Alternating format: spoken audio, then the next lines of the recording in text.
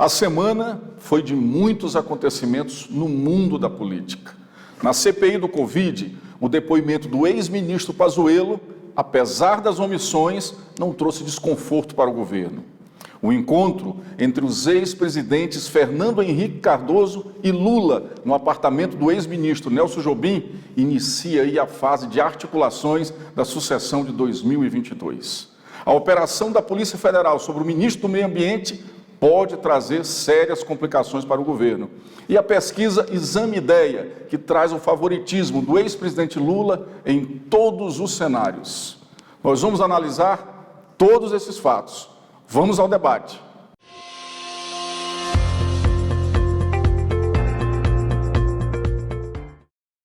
E o assunto mais discutido da semana política foi o encontro dos ex-presidentes Fernando Henrique Cardoso e Luiz Inácio Lula da Silva no apartamento do ex-ministro da Justiça e no ex-ministro do STF, Nelson Jobim. Para a política, o encontro traz uma foto com resposta única. Temos um grande adversário. O adversário dos grupos de centro, o adversário da esquerda e o adversário geral chama-se Jair Bolsonaro. É essa a leitura que eu faço de um encontro que eu posso dizer histórico. São dois ex-presidentes que disputaram eleições, que mantinham ali certa rivalidade na forma de enxergar a administração pública, de enxergar o governo. São dois ex-presidentes que caminharam em caminhos opostos, dois ex-presidentes que, até em certo ponto da política, se combatiam. Então, quando duas figuras de tamanha importância do mundo político se juntam, faz uma foto e emitem um diálogo para a nação, isso traz aí muitas respostas. Apesar do PSDB, o partido de Fernando Henrique Cardoso, não ter gostado do encontro e ter manifestado, inclusive, com notas oficiais, a dificuldade que o encontro desse traz para o lançamento de uma candidatura de centro, e apesar de alguns nomes de centro também considerarem que o encontro entre os dois ex-presidentes, a decisão de Fernando Henrique de encontrar com o ex-presidente Lula, isso traz, digamos assim, isso pode inviabilizar, inclusive, uma candidatura de centro, a construção e a consolidação de uma candidatura de centro nesse momento. Essa não é a minha análise. É positiva o posicionamento do PSDB, porque o PSDB fala ali na seara política. É positivo também as manifestações de alguns nomes de centro em relação ao encontro. Mas a gente analisar a fundo o que representou esse encontro para a política. Analisar a fundo o que representou esse encontro aí já para a sucessão de 2022. Ele abre a sucessão de 2022. Ele abre e ele aponta, inclusive, um caminho. Fernando Henrique Cardoso é, sem sombra de dúvida, um dos maiores intelectuais dos nossos tempos. É, sem sombra de dúvida, um homem com a visão de Brasil, com a visão de país que poucos políticos brasileiros têm. E Fernando Henrique Cardoso, na altura dos seus 90 anos, quando ele se movimenta dessa forma, ele traz um recado aos partidos políticos, ele traz um recado ao centro e um recado ao seu próprio partido. Qual é o recado? O país tem um inimigo comum, o inimigo da democracia, o inimigo de todas as conquistas que o país teve nos últimos 30 anos. E esse inimigo chama-se Jair Bolsonaro. É essa a fala de Fernando Henrique ao lado de Lula. Quando o Fernando Henrique defende que Lula foi um democrata, que disputaram as eleições em condições iguais, que o debate político, por mais que houve ali o combate, ele não foi esse debate rasteiro, ele não foi esse debate de tudo contra tudo. Fernando Henrique dá um recado à nação e um recado muito importante. A preocupação do ex-presidente é justamente com esse ataque às instituições, esse ataque à democracia e esse teste que Jair Bolsonaro vem fazendo quase que diariamente contra as instituições. Jair Bolsonaro testa diariamente as instituições. E até aqui, segundo a análise de alguns estudiosos, o Supremo Tribunal Federal é quem tem sido o condutor das regras, tem sido o marco que impede ali com que Jair Bolsonaro avance com a sua retórica ditatorial, com a sua retórica agressiva e antidemocrática. O Supremo Tribunal Federal tem tomado medidas importantes, inclusive para manter as instituições sob equilíbrio ali com o ataque de fogo que Jair Bolsonaro faz diariamente. Então, Fernando Henrique, quando promove esse encontro, quando faz essa foto, ele traz essa leitura e essa fala à nação brasileira, aos políticos e inclusive ao centro que ele representa.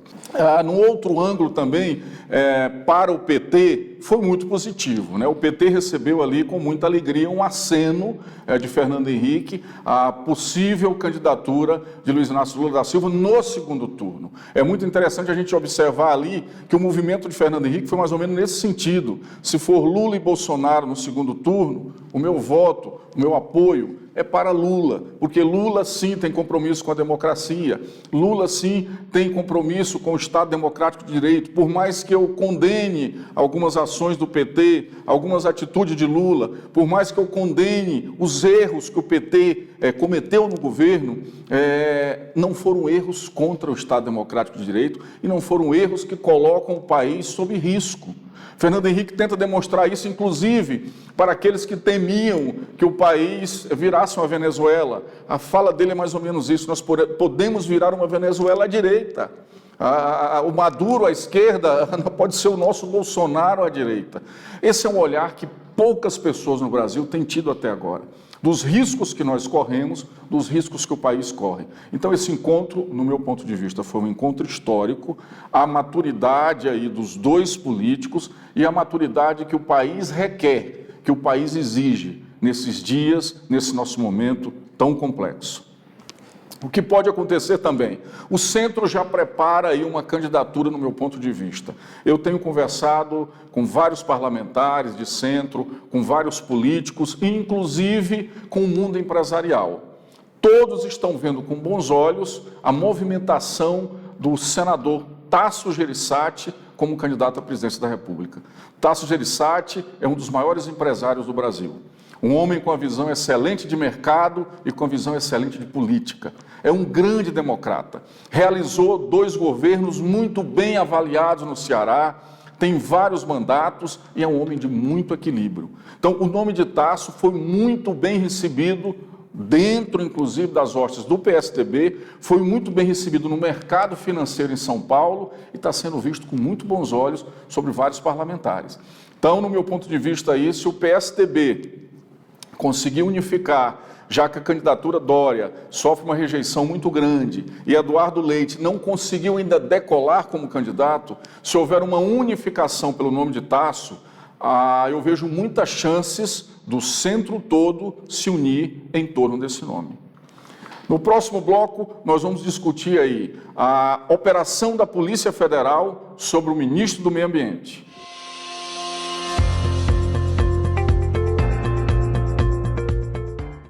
Outro assunto de bastante repercussão na Semana da Política em Brasília foi a operação da Polícia Federal sobre o ministro do Meio Ambiente. A operação acabou afastando ali o presidente do IBAMA e alguns servidores do órgão. Para a gente poder entender esse fato, o que ocorreu? O órgão ambiental semelhante ao IBAMA nos Estados Unidos acabou denunciando para a Polícia Federal Brasileira uma operação criminosa em relação à venda de madeira ilegal que movimentou aí mais de 100 milhões de reais nos últimos meses. A Polícia Federal iniciou essas investigações e acabou executando uma operação de grande porte, que atingiu em cheio o ministro Ricardo Salles. Autorizada pelo ministro Alexandre de Moraes e sem o conhecimento da Procuradoria-Geral da República, o que na nossa análise já demonstra ali o grau de desconfiança que a Suprema Corte tem sobre o Procurador-Geral Aras e sobre, inclusive, o trabalho do Ministério Público, a operação ela pode ser um grande desastre para o governo. Se confirmarem os fatos da denúncia, isso pode representar uma grande dor de cabeça para o presidente Jair Bolsonaro, que tem sido o principal avalizador do trabalho do ministro Ricardo Salles. Se confirmarem esses fatos, prova-se que a área ambiental do Brasil, ela vinha sofrendo ali um desmonte muito grande, porque a denúncia, ela revela a venda de madeira ilegal, ou seja, ela confirma a tese de desmatamento que já foi denunciado por vários setores da sociedade. E é interessante a gente destacar também que essa operação ocorre no momento em que o governo brasileiro procura criar uma ponte ali com o presidente Biden nos Estados Unidos. Um momento muito importante onde o governo tenta mostrar uma boa imagem para tentar atrair recursos ali para a área ambiental. A parceria entre um instituto americano, entre o órgão do governo americano e a Polícia Federal, ela quebra essa ponte e ela demonstra ali que não há interesse nenhum do governo Biden em criar uma parceria com o Brasil. Pelo contrário, o governo Biden está fazendo ações em defesa do meio ambiente e demonstrando ali que tem um olhar macro para essa situação. A insistência em manter Ricardo Salles no Ministério do Meio Ambiente, em tentar afirmar que a política de Salles é uma política correta, ela pode morrer nesse ato. Ela pode morrer se confirmarem as informações. E a morte aí dessa conexão entre o governo Bolsonaro e a política de Salles, ela pode trazer sérios dividendos negativos para o presidente Bolsonaro no campo eleitoral. Porque vai se provar para a sociedade que o seu discurso ambiental é um discurso que estava errado. No próximo bloco, nós vamos debater aí a presença do ministro Pazuello na CPI do Covid e também a pesquisa Exame Ideia, que comprova o favoritismo do ex-presidente Luiz Inácio Lula da Silva.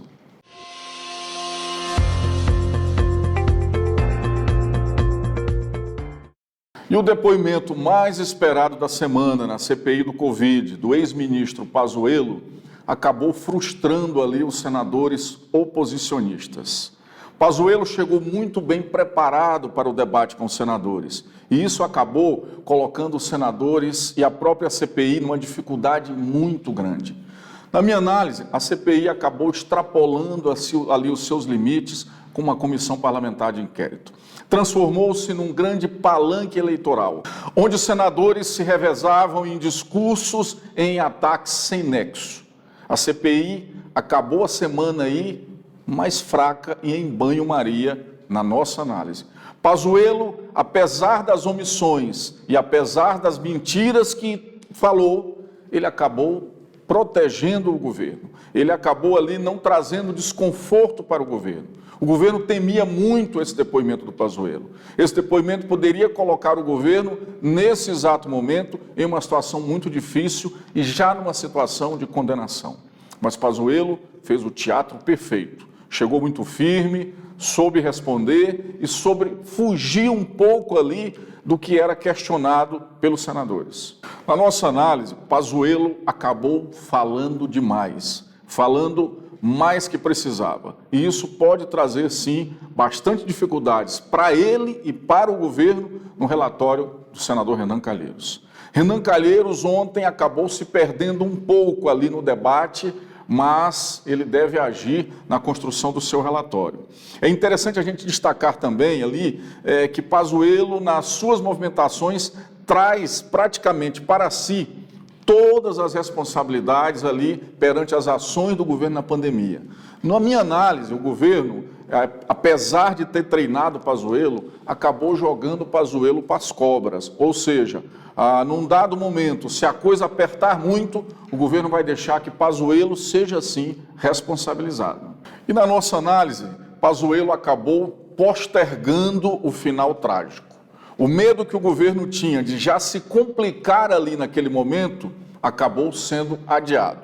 A preparação de Pazuello por membros do governo, para ele poder fazer um debate que protegesse o presidente Jair Bolsonaro, na nossa análise, acabou adiando ali a própria condenação. Pazuello conseguiu empurrar mais um pouco o que seria e o que vai ser a condenação do governo. Então é essa a nossa análise. A CPI, ela titubeou, ela se desequilibrou ali nesse confronto com Pazuello. E na próxima semana ela precisa se reordenar, ela precisa voltar a ser uma CPI, sair do palanque eleitoral, fazer o trabalho corretamente, apurar tudo que tem que ser apurado e construir um relatório muito bem fundamentado para ser apresentado para os senadores e para a nação.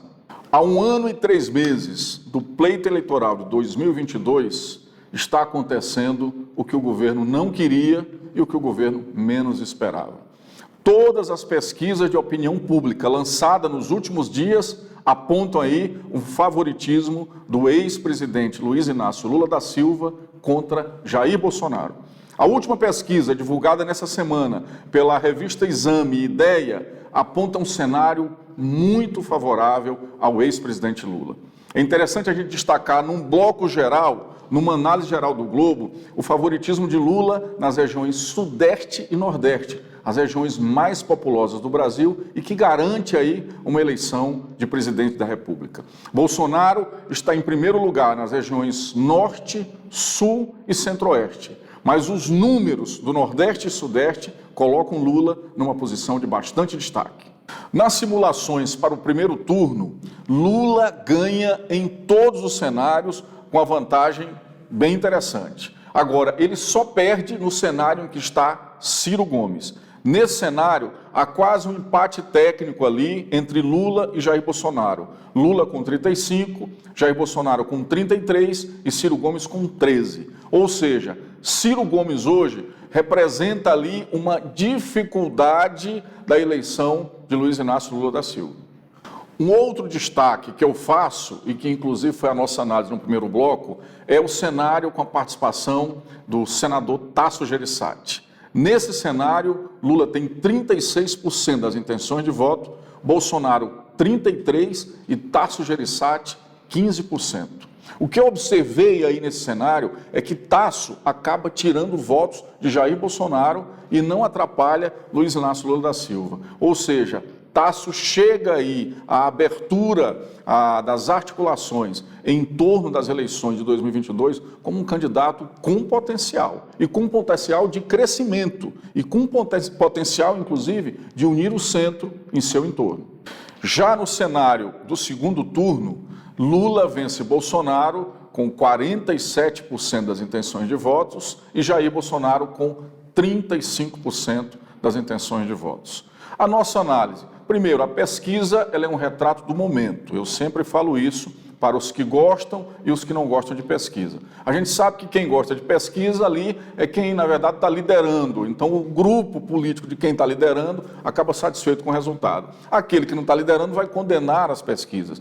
Mas a pesquisa, ela é sim, principalmente no nosso mundo da ciência política, a melhor forma de se avaliar o momento. O cientista político e a ciência política, ela trabalha com pesquisas. São as pesquisas que fazem com que a gente perceba os movimentos e o que está acontecendo naqueles movimentos. Então, a nossa percepção é de que hoje Bolsonaro não tem ali a maioria dos votos. No retrato atual, Bolsonaro não lidera o pleito eleitoral. E por quê? Na nossa análise, a gestão da pandemia, os conflitos, a opção ali de ficar com seu eleitorado fiel, a falta de integração e liderança nacional, acabou trazendo ao presidente da República ali todos esses dividendos negativos no retrato da sucessão presidencial. Lula, após a decisão do STF, que o colocou em condições ali de elegibilidade, e com o discurso do PT de que Lula, na verdade, sofreu uma condenação injusta, isso aí acaba pegando perante a sociedade. Então, a sociedade, aí, nessa opção entre Lula e Bolsonaro, como a gente vê no quadro, no retrato do momento, a foto do momento traz Lula ali como o preferido da sociedade. Tudo isso pode mudar? Pode mudar. Os movimentos de Lula e os movimentos de Bolsonaro, a partir de agora, é que vão ditar aí o que pode acontecer. Do lado do presidente Bolsonaro, a gente já vê movimentos ali em torno de respostas a esse quadro de pesquisa. Bolsonaro tem ido aos estados, tem inaugurado obras, tem procurado ali estar ligado a parlamentares, tem procurado um pouco conciliar ali com o legislativo, com nomes da política. E Lula, com seu favoritismo, já se movimenta como um candidato oficial, né? O encontro com Fernando Henrique, os diálogos que ele vem mantendo com parlamentares de centro e com grupos conservadores já mostram esse movimento em torno das pesquisas. Então, o retrato dessa pesquisa, no meu ponto de vista, é isso. Hoje, Luiz Inácio Lula da Silva, com todos os acontecimentos que ocorreram, ele está com esse favoritismo. E Bolsonaro, com todos os movimentos que fez do início do seu governo até agora, a população está respondendo também nesse quadro de pesquisas. É interessante a gente destacar também que no momento em que cai a sua popularidade e que as pesquisas apontam o favoritismo de Luiz Inácio Lula da Silva, Bolsonaro procura movimentar a sua base para trazer uma foto para o país. Eu comparo isso muito com aquele movimento lá da cidade do interior de campanha municipal. Eu já vivi muita campanha municipal e sempre o candidato ali que não está tão favorável, ele costuma movimentar muito aquelas carreatas, ele costuma fazer aquelas carreatas pela cidade, com um número muito grande de carros para aparecer na foto, para apresentar que ele tem a maioria. Bolsonaro está fazendo muito isso com a sua claque, que vai ao aeroporto lhe receber, ou que lota a esplanada dos ministérios. É interessante a gente destacar que isso não reflete a realidade. Não é a maioria. A foto que o presidente tenta passar para a população é que ele tem a maioria do país, é que a imprensa está errada, os institutos de pesquisa estão errados. E pelo contrário, os mesmos institutos de pesquisa que hoje apontam a liderança do ex-presidente Lula são os institutos de pesquisa que apontaram o seu favoritismo, o seu crescimento em 2018 e que ele ia ganhar as eleições. É importante a gente destacar todos esses fatos para que a gente possa ter uma percepção e uma compreensão. Aquela foto da esplanada, eu digo sempre, ela reflete ali um movimento organizado. O PT também já fez isso quando tinha o poder e quando tinha estrutura para fazer isso. São movimentos organizados eleitoralmente, movimento de campanha, para tentar mostrar que tem a maioria quando não tem. A ciência política, ela trabalha com o olhar sobre os fatos, com o olhar sobre o que está acontecendo. A ciência política, ela trabalha ali com métodos, com pesquisas, com análise crítica. Muitas vezes, as nossas análises são incompreendidas por aqueles que amam os seus candidatos, por aqueles que são eleitores ideológicos ou fervorosos e não aceitam os nossos posicionamentos.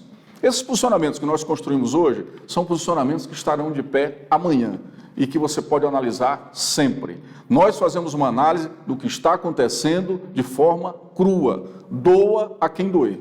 Obrigado pela sua participação, é isso que constrói cidadania. Inscreva-se, participe e aperte o sino para que você possa receber as informações dos novos programas. Até breve.